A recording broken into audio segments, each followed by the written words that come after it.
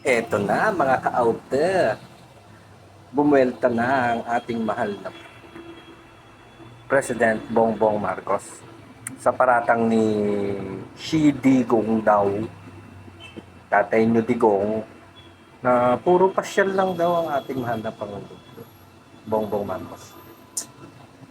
Eto na, pinagtanggol na sarili sa wakas. Pinakita niya yung kanyang itinerary, lahat ng mga pupuntahan. Siksik daw ang kanyang schedule. Ano ba naman yung Tatay Diggs? Wala ka na bang ibang maisip para bumagsak ang PBBM? Ako, isip ka naman ng iba. Siguro ganyan ginagawa mo pag napupunta ka sa ibang bansa noon. Pasyal dito, pasyal doon. Pero to, si BBM, naghakot. Sabihin na natin wala pa sa kamay. Pero maraming assured na mag-i-invest dito sa atin. Ngayon, meron naman sa Australia na 86 billion pesos. Ako, hindi mo ata kaya yan, Tatay Diggs. Mukhang naka-ano ka na naman ah. Ay, nako. Kumuha naman kayo ng iba.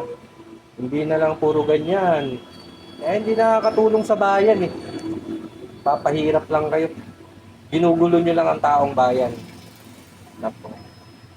Halos hindi na nga daw magampanan ni BBM ang kanyang itinerary. Yung iba nga daw na hindi na nila napupuntahan, na dati nga napupuntahan. Ngayon kasi talagang working visit ang ginawa niya.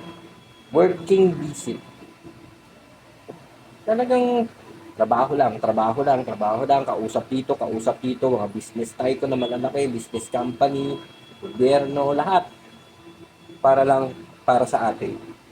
Yan ang presidente. Hindi yung pasyal-pasyal, puro kay pasyal-pasyal, wala ngang pasyal doon.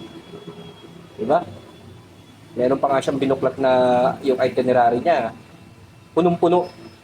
Nako. Maayos kayo. Huwag nyo naman kasi patirahin ng petirahin si Tatay Diggs ng kung ano-ano. Nawawala tuloy yung isip. Nako. Sige na. Umayos kayo.